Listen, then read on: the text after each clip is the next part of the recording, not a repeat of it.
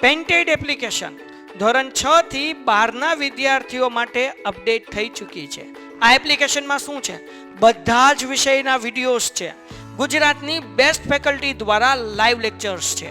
IMP પ્રશ્ન છે, test series છે અને ગુજરાતના તમામ વિદ્યાર્થીઓ સાથે તમે તમારી કમ્પેરિઝન કરી શકો છો. ગેમિફિકેશન છે અને બીજું ઘણું બધું. તો તમે એપ્લિકેશન ડાઉનલોડ ન કરી હોય તો ડિસ્ક્રિપ્શનમાં લિંક આપી છે. હમણાં જ પ્લે સ્ટોર ઉપર જાઓ અને એપ્લિકેશન ડાઉનલોડ કરો. ઘરે બેઠીને સરસ મજાનું ગુજરાતની જોરદાર ફેકલ્ટી સાથે ભણો, સારા માર્ક્સે પાસ થાઓ. છઠ્ઠો પ્રશ્ન, એક ઠેકેદાર અંદાજ મૂકે છે કે, શું અંદાજ મૂકે છે ઠેકેદાર? કે જશ મંદિરના ઘરે ફરીથી વીજ તાર લગાવવાનું કામ 3 વ્યક્તિ 4 દિવસમાં પૂરું કરી શકે છે. તો અહીંયા વ્યક્તિ અને દિવસ, બરાબર ને? વ્યક્તિ કેટલા કીધા? 3.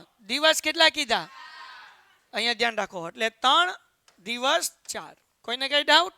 હવે એમ કીધું, હવે જો 3 ને બદલે કેટલા વ્યક્તિ? 4 વ્યક્તિના કામ સોંપવામાં આવે, એટલે અહીંયા 4 લખી નાખું, બરાબર?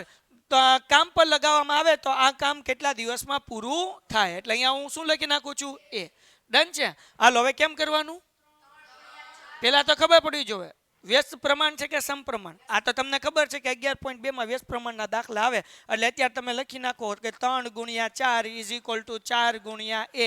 પણ બેટા, તમને એક્ઝામની અંદર વ્યસ્ત પ્રમાણ કે સમપ્રમાણ ચોખવટ નહીં કરી હોય, દાખલાની રકમ વાંચીને ખબર પડવી જોઈએ કે આ વ્યસ્ત પ્રમાણ છે કે સમપ્રમાણ છે, બરાબર? જ્યારે વધારો ઘટાડો થાય ત્યારે વ્યસ્ત પ્રમાણ.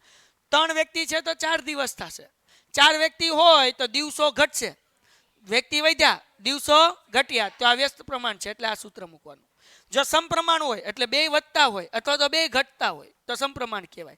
તો આમ મૂકત 3/4 બરાબર 4/a.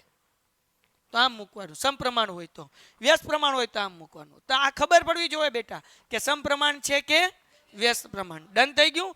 તમને એક્ઝામમાં કીધું નહીં હોય સમપ્રમાણ કે વ્યસ્ત, પછી ઠપકારતા નહીં સમની બદલે વ્યસ્ત ને વ્યસ્તની બદલે સમ, લોચા પડી જશે.